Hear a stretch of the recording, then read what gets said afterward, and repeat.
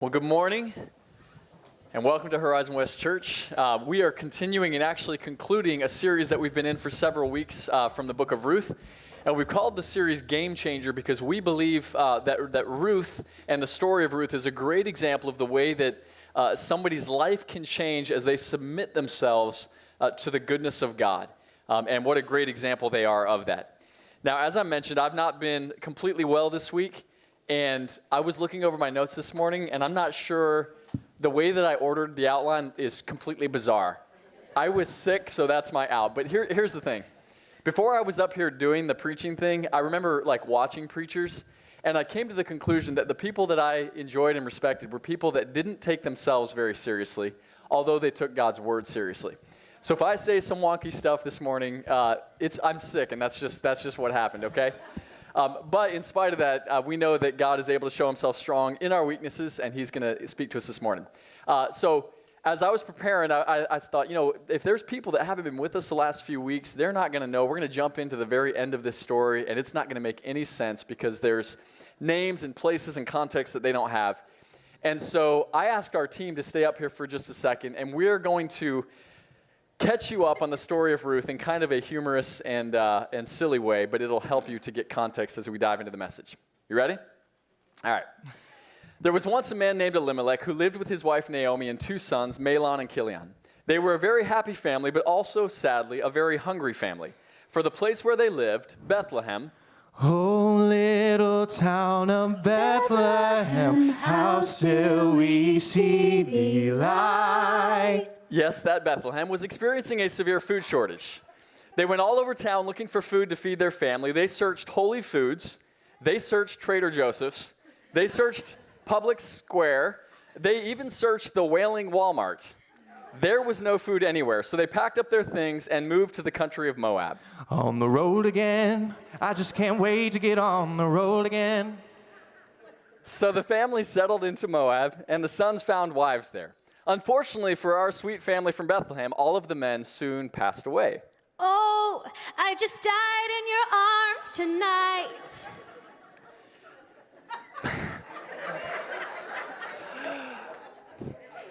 But those women would not be deterred. They packed up their things and headed to Bethlehem. The women, that is, except for Orpah, that's Orpah, not Oprah, she decided to remain in Moab as Ruth accompanied Naomi, her mother-in-law, back home. I'm coming home to the place where I belong. Back home in Bethlehem, Ruth found herself working in the field of a man named Boaz. Working 9 to 5, what a way to make a living. Well, that man Boaz took notice of our woman Ruth. You are so beautiful to me. Which caused Ruth's mother-in-law to come up with a plan. She would have Ruth meet up with Boaz and make a proposal of marriage. Marry me today and every day. As it turned out, Boaz liked the plan, but there was a catch. Someone else had the right to marry Ruth, and Boaz couldn't do anything for her until the man made up his mind whether or not to marry her. My love don't cost a thing. But actually, Ruth's love would cost something. Whoever married Ruth would have to count a portion of all they had toward the inheritance of Ruth's widow. Strange, I know, but that's how it was back then. The times they are a-changin'. Fearing the loss of his inheritance, the man who had the right to marry Ruth decided not to do so, which is great because this opened the door for our man Boaz to swoop in. If you like it, then you should have put a ring on it. So Boaz married Ruth, and they had a beautiful little boy named Obed. And while we don't know much about him, we know a lot about his grandson, a young shepherd boy named David. See, God was up to something, writing a story that only he could author. And what a story it would be. But we'll hear more about that in just a minute. Dun, dun, dun, dun, dun. The end. Help me thank these guys.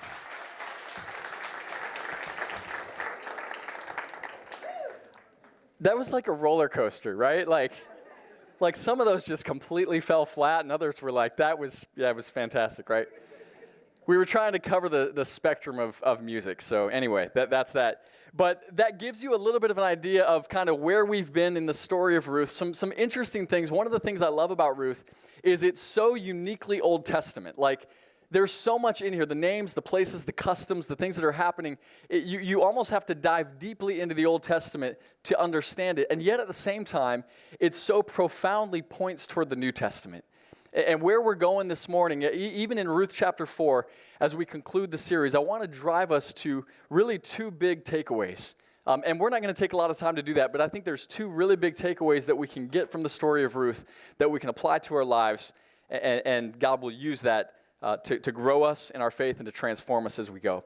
If you got a Bible or an app with a Bible, Ruth chapter 4, we're going to read verses 1 through 4 as we get started here. Ruth chapter 4, verses 1 through 4. Now Boaz had gone up to the gate and sat down there, and behold, the Redeemer of whom Boaz had spoken came by. So Boaz said, "Turn aside, friend, sit down here." And he turned aside and sat down. And Boaz took 10 men of the elders of the city and said, "Sit down here." So they sat down. And then he said to the Redeemer, "Naomi, who has come back from the country of Moab, is selling the parcel of land that belonged to our relative Elimelech.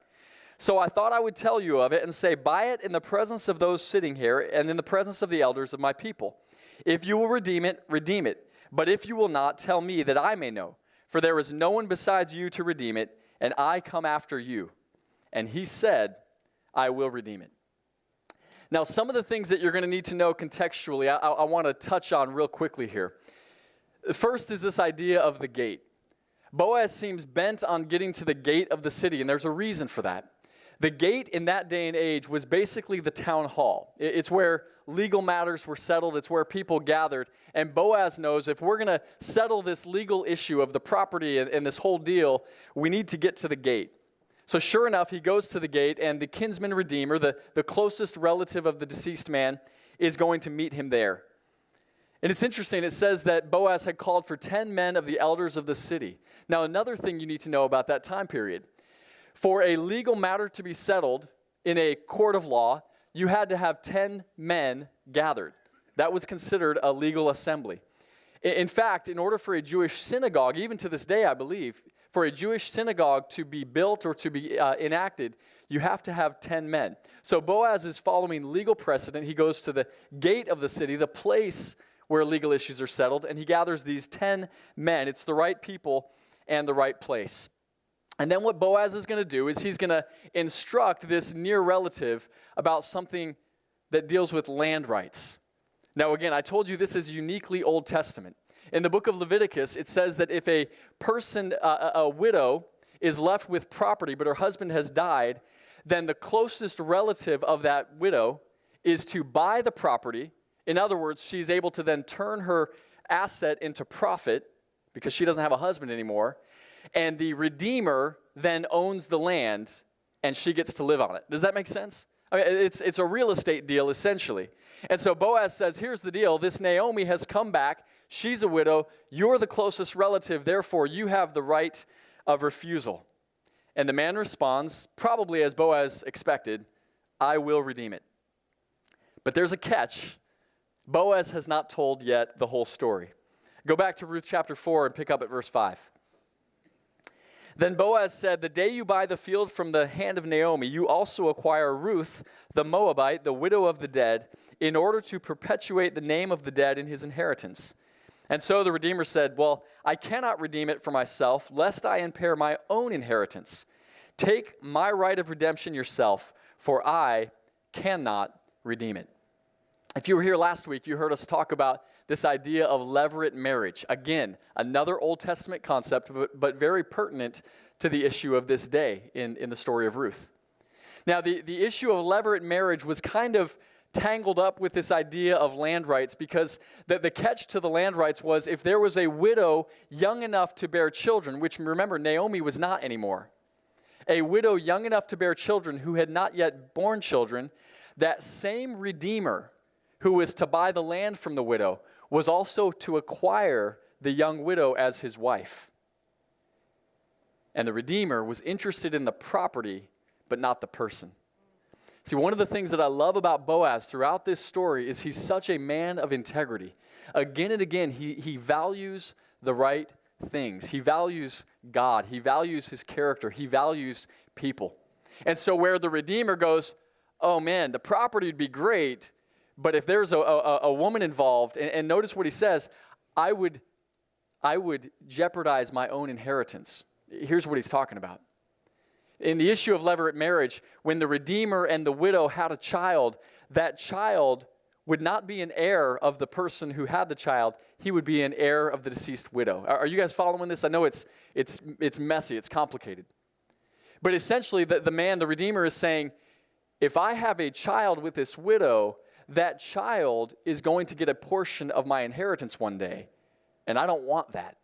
See, what he values is money. Boaz, on the other hand, says, man, I don't care anything about the property or the money, but I do care about this vulnerable woman named Ruth, and I'm going to be her husband. There's some contrast here that I think is worth looking at from the very beginning of the story of Ruth to the very end. In the very beginning of the story of Ruth, we see one of the widows, and there are three, Naomi and her two daughters-in-law, Orpah and Ruth. And we see those two daughters-in-law saying to Naomi, we're going to go with you back to Bethlehem. We're going to stick it out with you. Even though that may mean we never marry, even though that may mean we never have children, Naomi, we're committed to you. But all of a sudden, what happens? Orpah decides she's going back to Moab, and Ruth says, I'm staying with you. I'm going to remain faithful to you, Naomi. So in other words, Orpah, who could have been a part of this story, chose not to. Why? Because of her selfishness. She wanted what she wanted immediately. She didn't want to have to suffer. She didn't want to have to risk and go back. And then again here in chapter 4, we see this unnamed Redeemer. We don't even know his name. He's anonymous. Who could have been a huge part of the story, who could have played a critical part in the story, choosing not to do so. Why? Because of selfishness. And it again highlights the truth that we looked at last week, that the less you make the story about yourself, the bigger part you get to play in the story God is writing. See, the ones in this story who were thinking of their own good, the ones who were trying to get ahead in life, the ones who were trying to make their own way, they became footnotes. And men like Boaz and women like Ruth stepped into their place as men and women of God and accomplished the purposes that God had in place. Go back and let's read a longer portion here as we conclude. Ruth chapter 4, verses 7 through the end of the chapter. Now this was the custom in former times in Israel concerning redeeming and exchanging. To confirm a transaction, the one drew off his sandal and gave it to the other, and this was the manner of attesting in Israel. So when the Redeemer said to Boaz, buy it for yourself, he drew off his sandal. And then Boaz said to the elders and the people, you are witnesses this day that I have bought from the hand of Naomi all that belonged to Elimelech and all that belonged to Mahlon and Chilion. Also Ruth, the Moabite, the widow of Mahlon, I have bought to be my wife, to perpetuate the name of the dead in his inheritance, that the name of the dead may not be cut off from among his brothers, and from the gate of his native place. You are witnesses this day. Then all the people who were at the gate and the elders said, we are witnesses. May the Lord make this woman who is coming into your house like Rachel and Leah, who together built up the house of Israel. May you act worthily in Ephrathah and be renowned in Bethlehem. And may your house be like the house of Perez, whom Tamar bore to Judah because of the offspring that the Lord will give you by this young woman. Verse 13, so Boaz took Ruth, and she became his wife. And he went into her, and the Lord gave her conception, and she bore a son. And the women said to Naomi, blessed be the Lord who has not left you this day without a redeemer, and may his name be renowned in Israel. He shall be to you a restorer of life and a nourisher of your old age. For your daughter-in-law, who loves you, who is more to you than 7 sons, has given birth to him. And then Naomi took the child and laid him on her lap and became his nurse. And the women of the neighborhood gave him a name, saying, a son has been born to Naomi.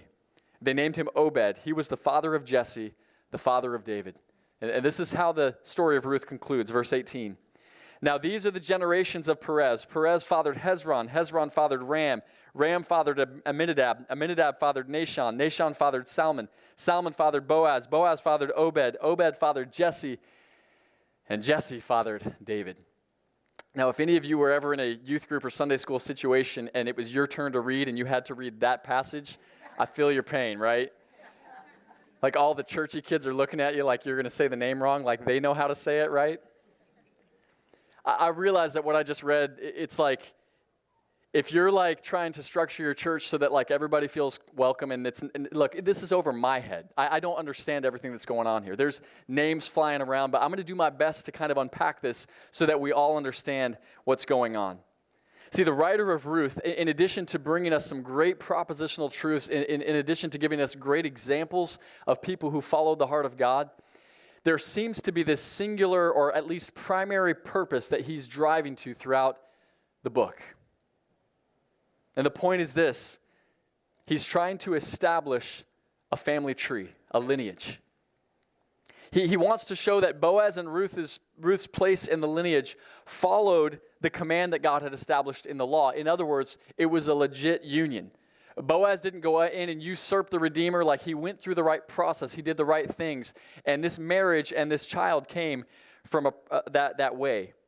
And then he also seems to want to establish the key players in the lineage. You heard all these names, right? What's the point of all these names? Well, I don't really know, but I can tell you some things about those people. The writer mentions Rachel and Leah. These were the wives of a man named Jacob, who had his name changed to Israel, became the father of the nation of Israel. These women, Rachel and Leah, were the mothers of the 12 tribes of Israel. And the writer is going to say, this is a part of this family tree. These people are part of this lineage.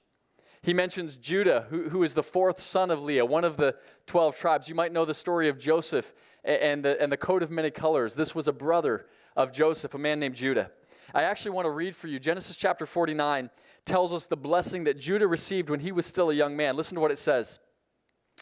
Judah, your brothers shall praise you. Your hand shall be on the neck of your enemies. Your father's sons shall bow down before you. Judah is a lion's cub. From the prey, my son, you have gone up.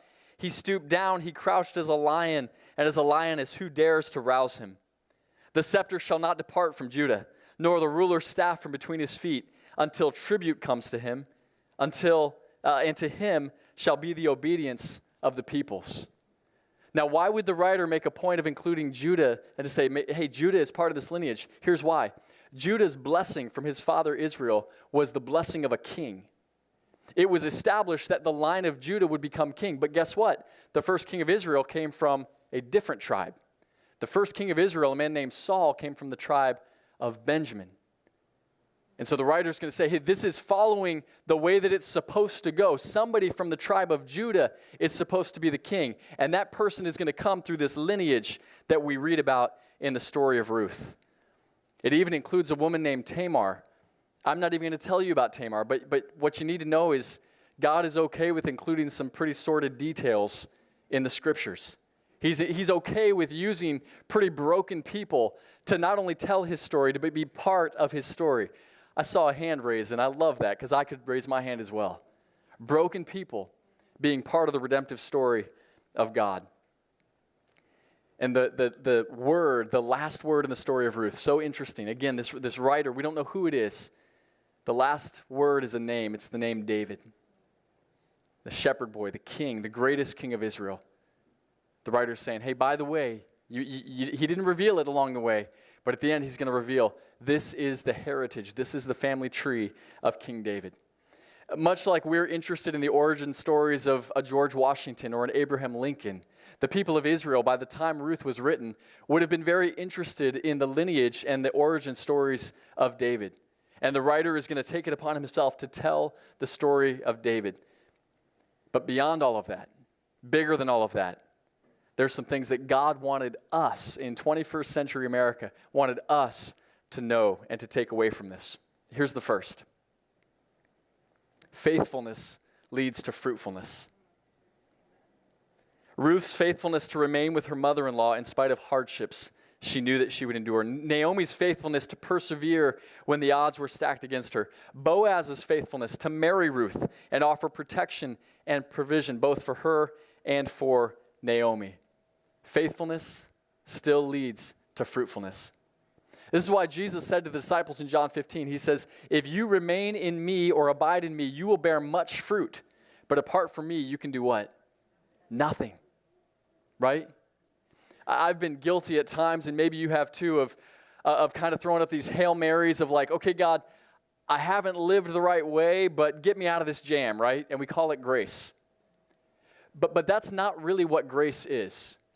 Grace isn't a replacement for faithfulness. Grace is the catalyst for faithfulness. Grace is what allows us to live the life that God has called us to live. Yes, it covers our sin. Yes, it puts us in right relationship with God. But God has called us to be faithful. And we take every step by grace. And as we do, we experience the things that He has called us to experience. Here's the second takeaway. God can turn a mess into a masterpiece. That would sound a lot better if I had a towel and I was like preaching in a charismatic church. But that is actually, I think, the best way that I could say that, right? God can take a mess and turn it into a masterpiece. Hasn't He done that for so many of you? I know He's done it for me. Romans 8:28 says that all things work together for the good of those who love God and who are called according to His purpose. And that all things includes some really bad things. Did you know that it even includes our brokenness and our sin? Now, we're not going to be guilty of saying, let's sin so that grace may abound, right? God has called us to something different. But God can even use the brokenness, the addictions, the struggles, the failures, and He can bring something beautiful out of it. He can turn a mess into a masterpiece. I want to close the message with a parable. This has been something that has been on my heart and mind as an illustration, and I've never fleshed it out until this week. And I'm just going to read this for you. And I hope that it ministers to your heart as it did mine. There was once a great artist who lived in a small village. And though most had never met the great artist, everyone knew his work. Towering sculptures, beautiful oil paintings, and several works of contemporary art featured in some of the world's great cities. Truly, the great artist was either the idol or the envy of every other artist around the world. One day, the great artist broke the news that he had begun working on what would become his greatest masterpiece. He would create this masterpiece in one of the rooms of an art studio located in his small village, and he would work day and night until the painting was completed. After 30 days, the great artist sent word that his masterpiece was complete. Art critics, journalists, and special guests from around the world were invited to witness the revealing of the masterpiece, which would occur the following morning. Having not been home through the duration of his work, the great artist locked the doors of the art studio and returned to his home to enjoy a night of sleep in his own bed. The next morning, the small village was humming with excitement. By the time the great artist arrived at the studio, a small crowd of critics, journalists, and invited guests were anxiously waiting to enter the studio. Hundreds more gathered around them, just wanting to be near to the place where the great artist would reveal his masterpiece. The crowd cheered as the great artist made his way through their midst into the front doors of the studio. In their excitement, no one had noticed what the great artist immediately saw. The rusty padlock that hung over the front door latch had been broken and was no longer fastened in place. Someone had broken into the studio while the great artist slept. Sensing the abrupt mood change, the critics, journalists, and invited guests quietly followed the great artist into the studio, down the narrow corridor and into the room where the masterpiece was located. An audible gasp went up from the onlookers as they peered past the great artist and fixed their eyes on the rear wall of the room. The masterpiece was still there, but it had been vandalized, marred over with fresh swaths of paint meant only to deface the work of the great artist. There was only one explanation. Another artist, jealous of the talent and fame of the great artist, had broken into the studio and utterly tarnished his masterpiece during the night. Horrified at the realization, the critics, journalists, and invited guests fixed their eyes back upon the great artist. The great artist took a deep breath and then walked several paces forward toward what had been his masterpiece. The paint from the enemy artist was still wet and dripping downward from all parts of the canvas. The onlookers remained fixated on the great artist. How would he respond to such a vile act of jealous aggression? With what seemed like barely a thought, the great artist raised his right hand toward the canvas and placed his palm against the wet paint. With a quick and sudden movement, the great artist slid his hand to the right of the canvas, repositioning the paint. He then raised his left hand to the canvas and did the same. The small crowd of critics, journalists, and invited guests watched in awe as the great artist began reworking his masterpiece with the wet paint of the enemy artist. By the time the great artist had finished, moments later, there had emerged a work of art the likes of which no one had ever seen. The bland colors left by the enemy artist merged with the brilliant colors of the original masterpiece to create an even more magnificent work of art. Those who were gathered on that day and all who heard of it marveled at the genius of the great artist, who not only had the ability to create majestic works of original art, but who could even take what had been marred and make it into a masterpiece. Friends, this is the God that we serve. He is not caught off guard. He is not surprised by our hardships. He stands there, the great artist, and his palms are covered too. And he moves it, the hardships, the sin, the brokenness, the hurt, the sickness, and he paints something beautiful in the canvas of our life. If you're not convinced, I can give you the greatest example of this in all of human history. When a man named Jesus hung on a cross on the darkest day in human history,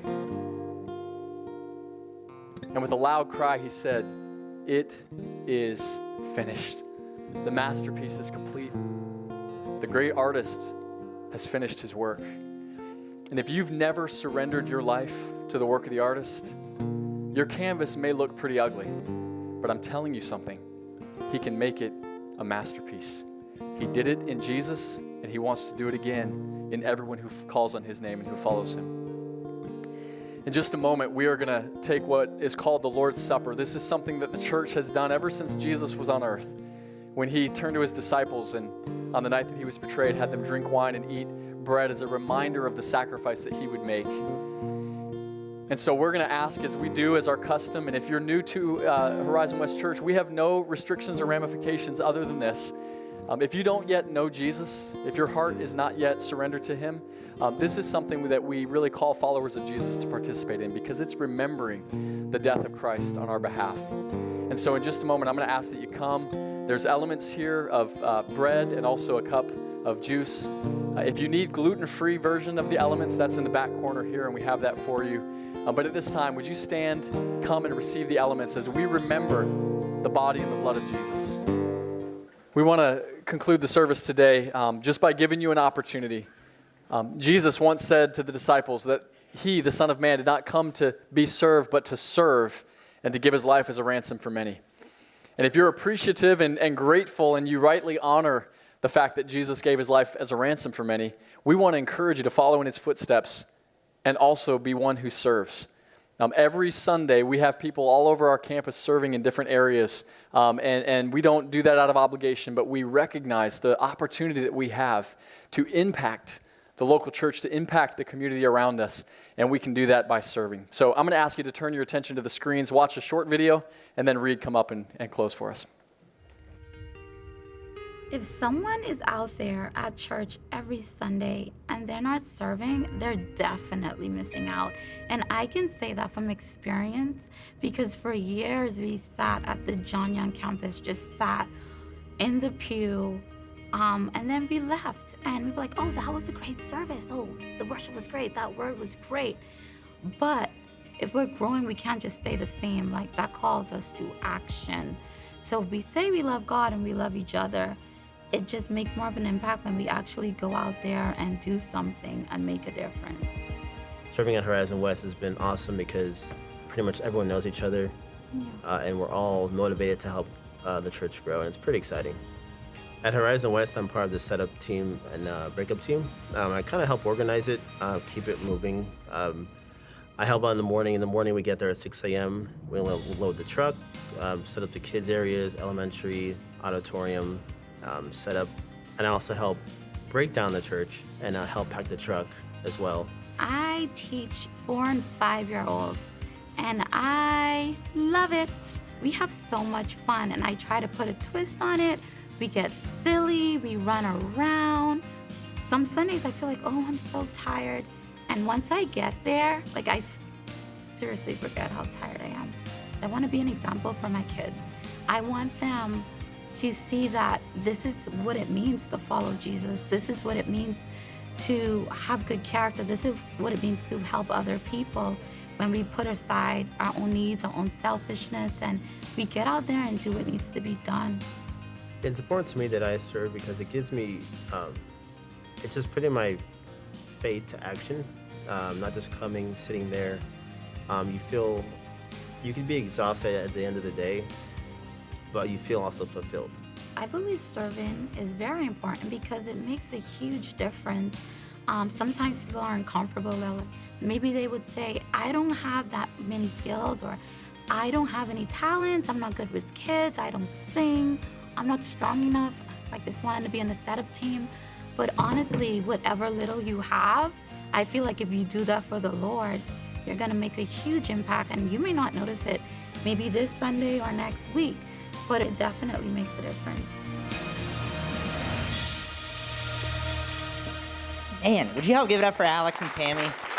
They're awesome and are a huge blessing to the serve teams that they're a part of. And because I can't resist, as we get ready to leave, I got to share one more quick story with you that made my week when I got to hear about it. And it's someone who watched a video about like that last week of a story of someone who was already serving. And this is from my friend Robin. Robin is a teacher here at Sunridge Middle School. She's been here since the school was started 7 or 8 years ago, and she got to hear about us and interact with us some during the week as we've been doing some things for faculty. And she came to one of our services for the very first time on Easter Sunday, and she's been back every week since. And that's exciting enough. I haven't even gotten to the best part yet. Robin, as we've been in this Gamechanger series, and as Pastor Chris has been talking about what it means to serve, and we've been hearing stories like that of Alex and Tammy, Robin was sitting there and thinking, man, I should find somewhere to serve. And so at the end of last week, just like several other people did, went back to Connections, talked to a volunteer, said, hey, I want to get involved in serving. And that means that she got stuck texting with me back and forth a little bit this week. And she was here at 6 a.m. this morning and set up the chairs that you're getting to sit in. And I think that that's an incredible story of someone that just showed up and did the next thing. And that's what we've been talking about in this series of Gamechanger. She just came and she did the next thing. And we all got to be blessed as a part of that. And I just want to extend to you, if you're here and not a part of a serve team yet, that's the money, right? That's where, man, we get to make new friends, we get to make a difference, we get to get connected and involved. And as you leave this morning, if you're not a part of a serve team yet, I just want to encourage you, stop by Connections. Pastor Chris is going to be back there for a few moments. I'll be back there. You may even see Robin back there for a few moments as you're leaving. You can ask her what her experience was like this morning, but just talk to one of the volunteers there, find out about serving, and we hope you have a great rest of your morning. You're dismissed. Thanks.